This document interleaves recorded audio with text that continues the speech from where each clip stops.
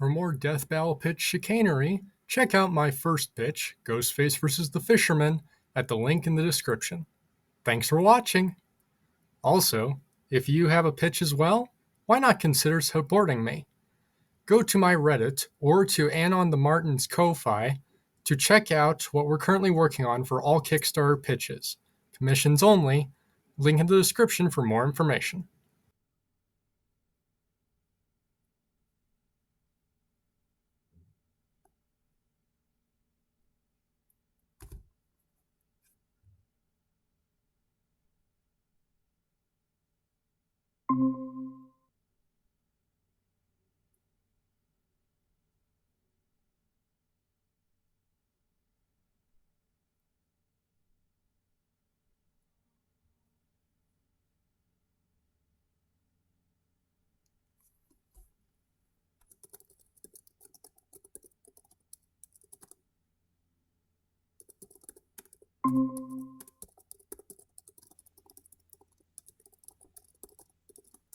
Hey, how's it going?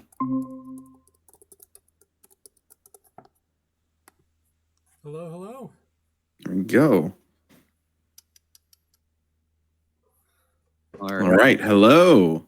Oh, I'm looking forward to this one. Oh, I'm very excited for this one.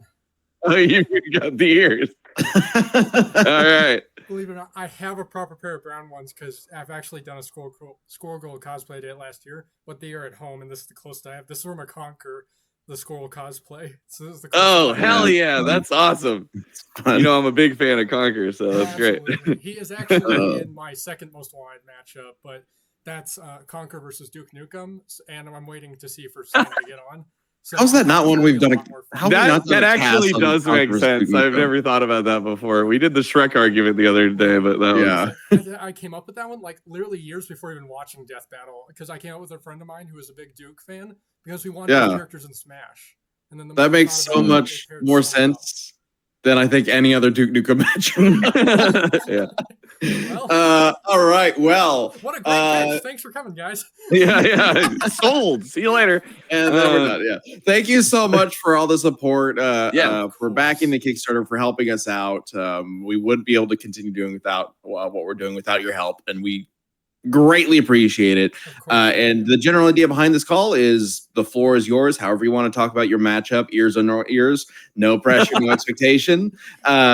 We can go about this however you want. We're just excited to talk with you about it. Then I will get my presentation up. Love it. I'm so excited. I saw this matchup and I was like, yeah. How does this matchup work? That's my question. Yeah. So, okay. Already know how we're going about this. All right. It's memorable. It's embarrassing. It's a Death Battle pitch video. You don't mind it being recorded, right? No, that's totally fine. Fine. Let's go. Then sit back, relax, and let's get straight into it. All right. This is a special collage I did for this pitch. That includes some custom art by Annie, who is the guy who pitched Space Invaders versus Galactians. And this is none other than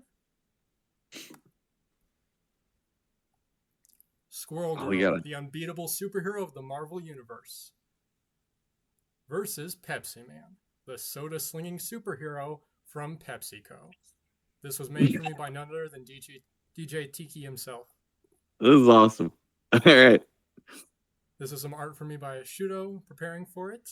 And this is my most wanted matchup, Squirrel Girl versus Pepsi Man.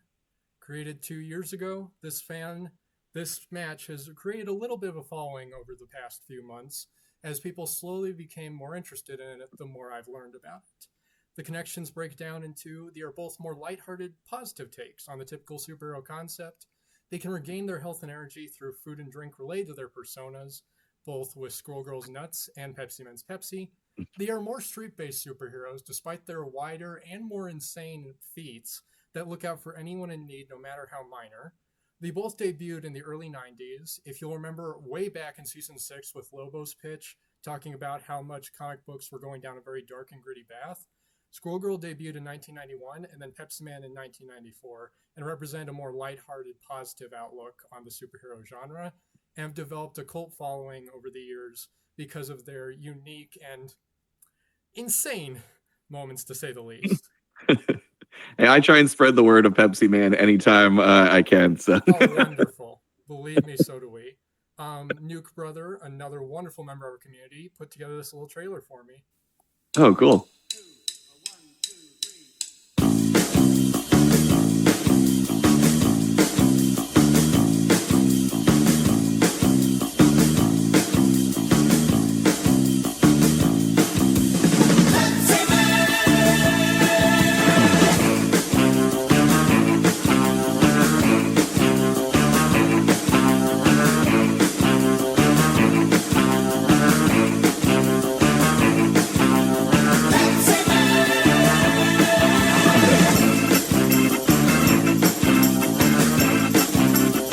Why does he have that mouth?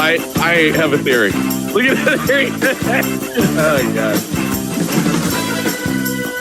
Well, he needs a mouth to drink Pepsi, but like, why?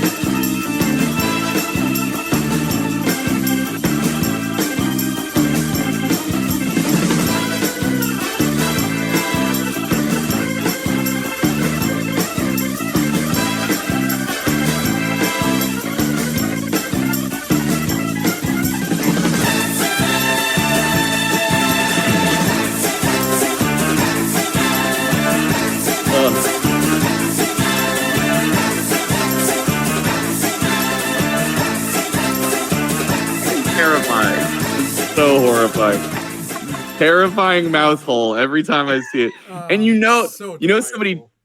somebody drew that character, right? And like, this is the concept for Pepsi Man. And then some executive goes, well, he's got to be able to drink Pepsi. He doesn't have a mouth. So then they're like, fuck it. Like, and then it's this horrifying mouth hole. You think it's horrifying? It gets better. Wait till I tell you. But,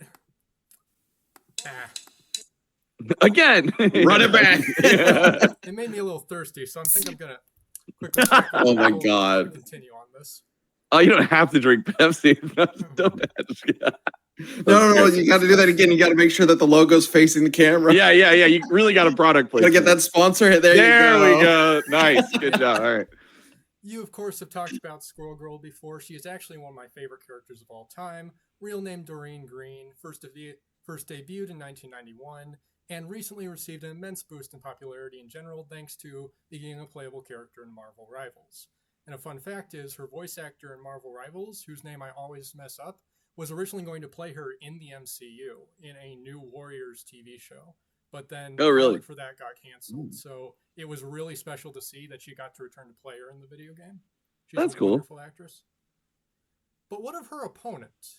I've heard tales that you don't quite know Pepsi Man as much as others may, so let's dig into him a little. Pepsi Man first debuted in 1994 and was created by a Japanese artist. He said he was inspired by walking through a convenience store and looking at all the different colored sodas. Then he thought about it and thought he wanted someone that you would cheer for when he showed up, but then laughed at when something bad happened. And he actually took inspiration from American superheroes at the time to create someone called Pepsi Man. Pepsi Man has appeared in about 15 commercials, 3 different video games. He has an anthology novel, a series of merchandise, including plastic figurine bottle caps that came in a wide variety of sets. And I so happen to have a few of here. That's amazing. Wait, Pepsi Man is an actual guy? Yes. Okay. Oh boy. So these right here are actually part of a set that they directly collaborated with the Universal to allow them to use some of their monsters specifically. So you have one where Frankenstein's monster is attacking him. You have one with a wolf man. There is one where a shark is eating him in half, like he is stuck in the jaws of it. And all right, so bottle cap scaling to the monster universe. And these were little figurines that you would get in little bags that were zip tied to the bottles themselves. So there's a large series of these. There is a Star Wars prequel set. There's a set of Pepsi Man holding giant food, a set of him posing and doing exercises. There's a lot of really fun ones that you can get some cool scaling with and discuss. He is considered one of the strangest, but also most popular food and drink mascots of all time. And of course has that infectiously catchy theme song. Oh, yeah.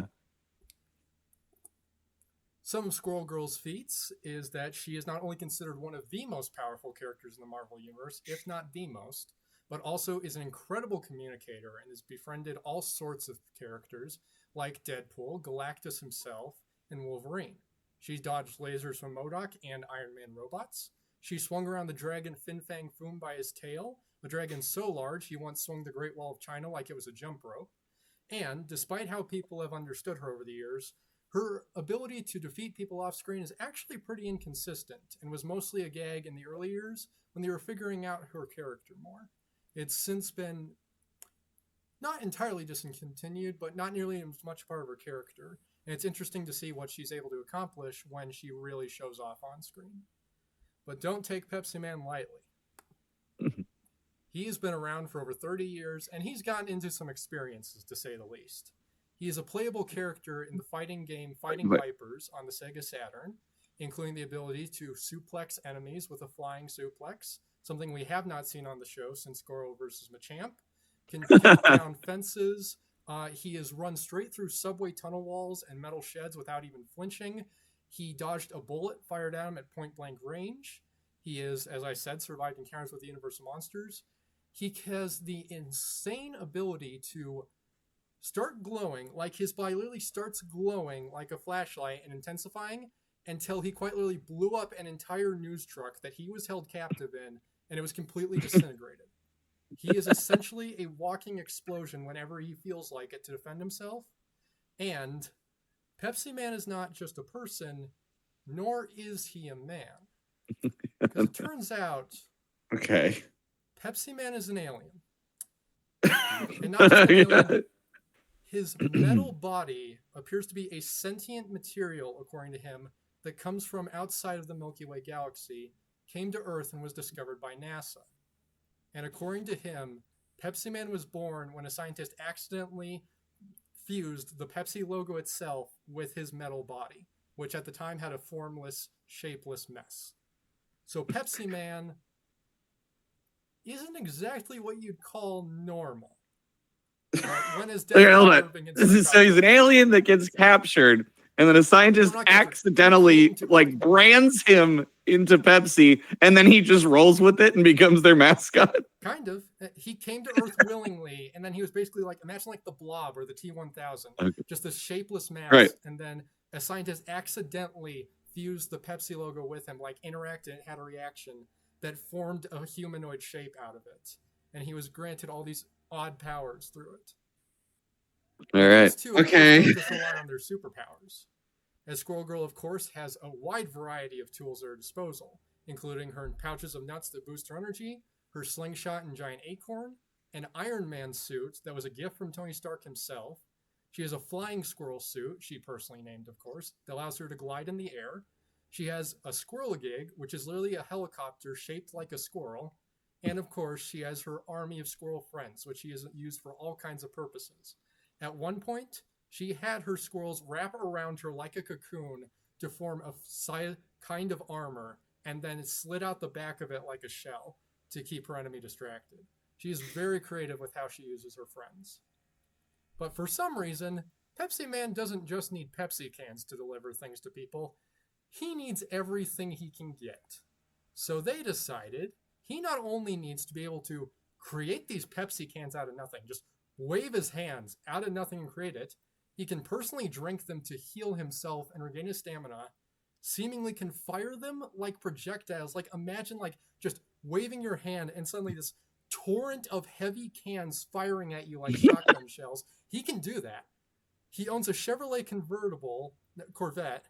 He may have access to a fighter jet that PepsiCo owned in 1997, but not only is his metal body a weapon in of itself, but based on the history I've looked into, it might be related to the Transformers. I'm not making this up.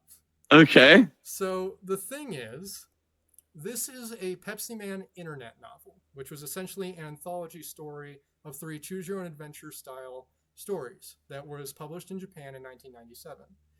Unfortunately, it's very hard to get copies of, but I've met someone who has a full copy of it, and I've been carefully translating it into English. And the book gives a lot of this really unique history about Pepsi Man that while we haven't seen in any other media he's had, lines up because there isn't anything that contrasts it. Like there isn't anything that says, no, this shouldn't be considered canon for him. But based on what the book says, as well as according to the Transformers wiki, he's apparently made of quite literally the same sentient metal that makes up a transformer called Pepsi Convoy. Pepsi Convoy was a toy transformer that was created in 2005. Oh my Not god. making this up. And according to the wiki, he is supposed to be made of the same sentient metal as Pepsi made. This is amazing. Is that an Optimus Prime toy? Because Convoy's Optimus Prime. So yeah. Pepsi Convoy itself, it says, the lore says he may be based off another Transformer or he was built on his own, they're not sure. But then the toy model was repurposed for an Optimus Prime toy a few years later. That was literally just Optimus Prime with some Pepsi logos slapped on him. Oh my god. So in a way, Pepsi Man could scale awesome. To the durability of Optimus Prime. Okay. G1. Okay. Amazing. Mm-hmm. But that's not all. Just wait. You said who's translating this book? I am currently. You are. I have a whole drive of the Japanese pages, and along with a few friends, we are trying to get translated properly. But in the meantime, I've been relying on Google Translate just to get a general idea. Okay. Gotcha. But I have access to the drive, so if say a certain Versus show wanted to do a cast on Pepsi Man, I would be happy to send them that drive so that someone who's doing research on it has access to it. Incredible. Amazing. A physical copy goes for like $127 on eBay. That's not fair to you guys if we have a copy of it. Sounds like you're doing good work. Yeah, you are. I appreciate your service. Appreciate your service, doing the Lord's work that we were all put on this planet to do. But yes, and among the many things Pepsi can do, there's one point in the novel where a guy wakes up, an investigator wakes up from a serious hangover, and he is stressed out. He has no coffee, and he doesn't know what to do. He wants something to drink. Pepsi Man shows up, does his thing, creates a Pepsi. The guy drinks it all at once. His hangover instantly clears, and he feels fully refreshed. Pepsi can cure a hangover. That's great. Boomstick would love that. Oh. I feel like I feel like that's the one element of this we can actually put to the test, and I don't know if it would work, but it would be fun to have Boomstick test it. Yeah, it's just like go to the middle. It's like, yeah, Boomstick doesn't believe it at first. It's like, there's no way, and then he just gets more and more hammered as the episode goes on until finally, I mean, I guess the soda, like Coke, used to have like medicinal properties, right? Like that was kind of a theory to it. So I guess maybe there's something to it. This entire episode, I think, would be a field day for you guys and the writers, because literally thinking about it, I did not think about when I first created this matchup, is Squirrels, Boomstick's mortal enemy at this point. A character he personally called Buckteeth in Lex vs. Doom. And now Pepsi Man, a character who only brings soda to people, not beer. There is nothing for Boomstick to enjoy about this episode. That's funny. I love that. Freaking out, trying to figure out how Pepsi Man can even exist, when he has to try and study this sentient metal that came from outside of the galaxy. So we have both our hosts losing their minds at how these two even work and getting more frustrated with each other, until Boomstick finally throws up his arms, puts up the phone, and says, "Hey, Mama, you want to go squirrel hunting this weekend with me?"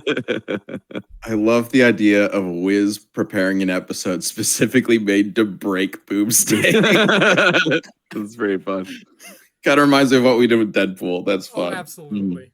Well, and Squirrel Girl is friends with Deadpool, so I'm not saying he needs to rush in, but among her arsenal, one of my favorite things about her, she has this huge stack of homemade trading cards Deadpool made for her about supervillains. It's just his opinionated view. So whenever she needs to research one, she just pulls out a random card on them, and there's a few lines of backstory. So if there's anyone who would love showing up to talk about how much he likes Squirrel Girl, it'd be Deadpool. Awesome. But we've, of course, talked about what these could do. Let's see what they could do. You've, of course, talked a little about Fan Battlecast. We actually just did this one last week. I was a major debater in that, and it went really well. It'd be a really fun debate to check out. Since there's a lot more you can discuss with this one, just going to the insanity of how these two play off each other. And then this is an animation I got from Leon last year that turned out extremely well. Gotta use the Pepsi Man star.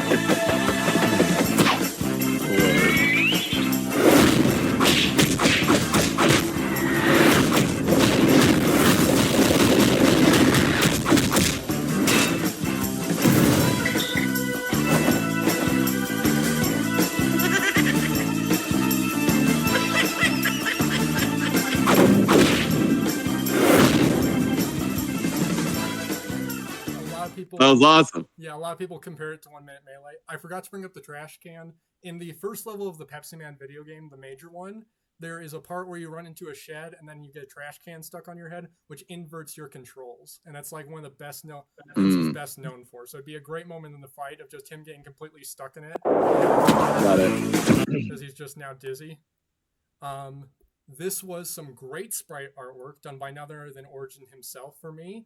And he talked about how he has done some animation for Pepsi Man, I believe, for versus Captain Falcon, and he really enjoys working on him.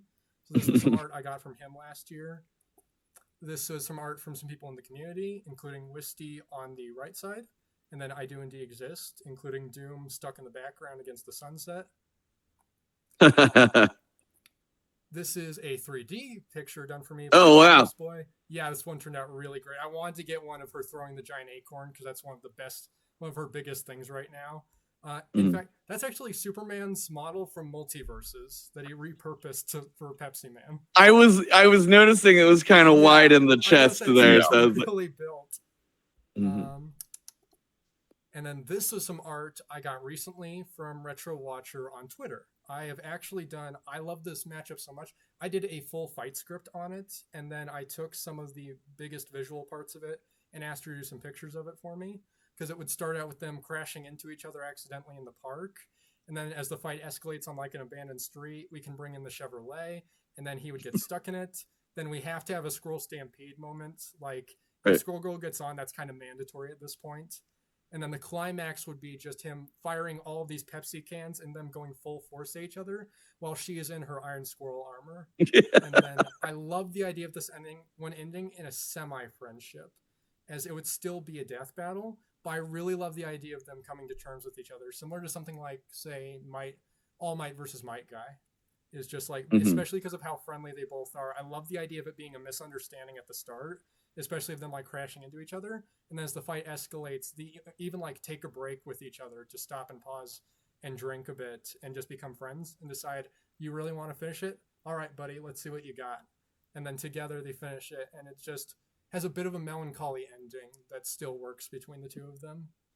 Yeah. So my thing about bringing Squirrel Girl in that I always think about is just like, it would be really sad to see all of the squirrel murder.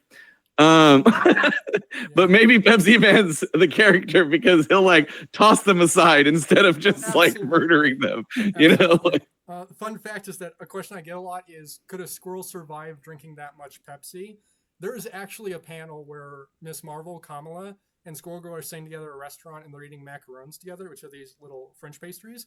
And she directly said, is it really a good idea for a hyperactive rodent to eat their weight in sugar? They'll be fine.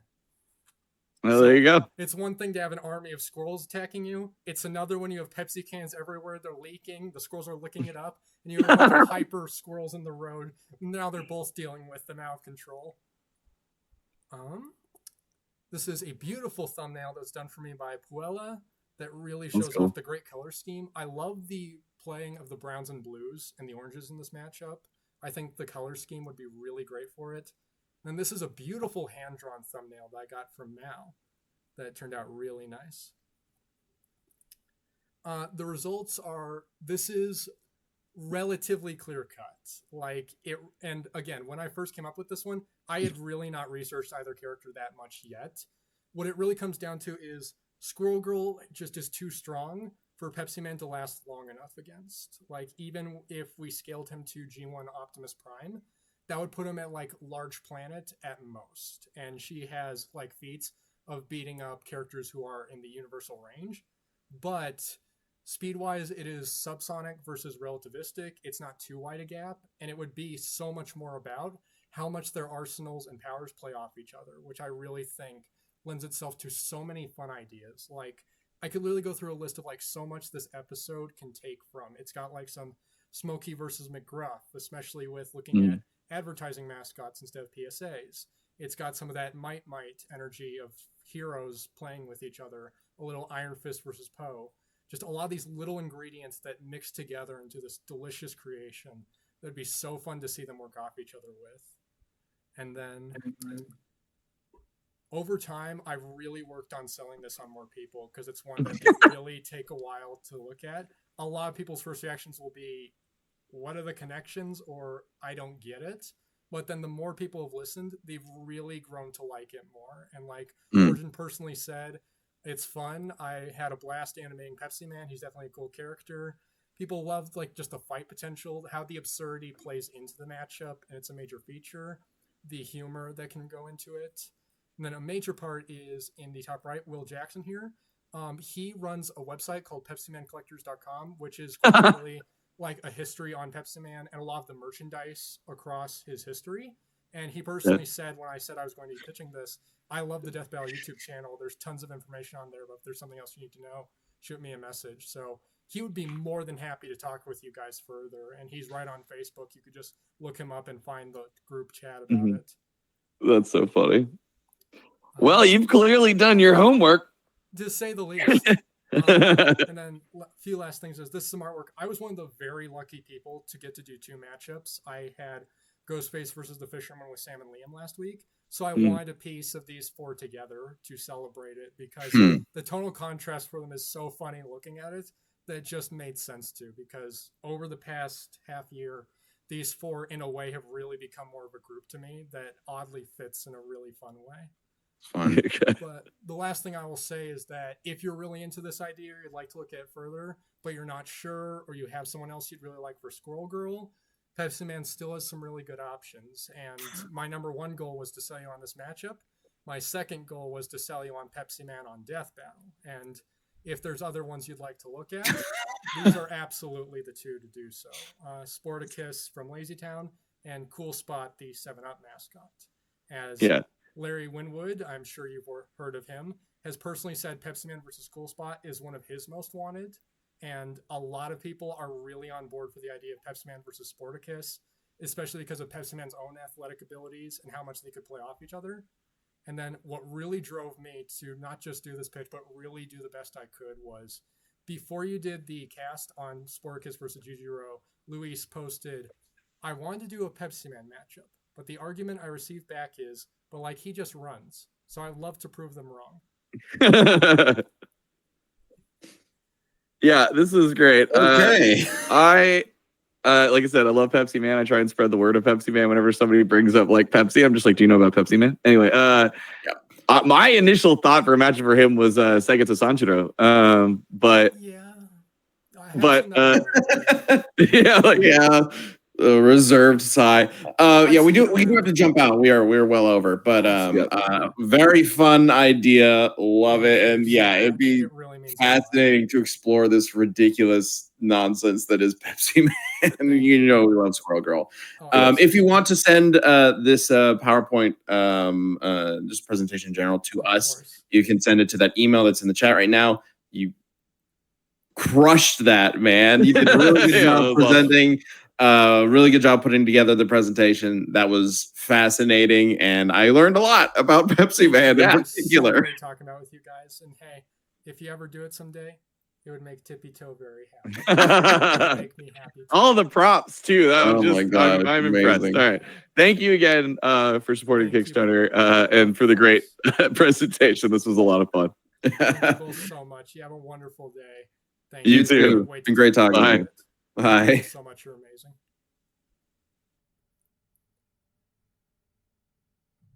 So who was it in the chair this time? I'm curious who it was. I was just asking because we found out it was Jukum on my last pitch. Oh no, was it? I thought it was Jukum last time. Oh, weird. Because like me and Jobber were guessing random people and we couldn't find it, and I said it was Jukum, and I thought that was the response. Did you like it?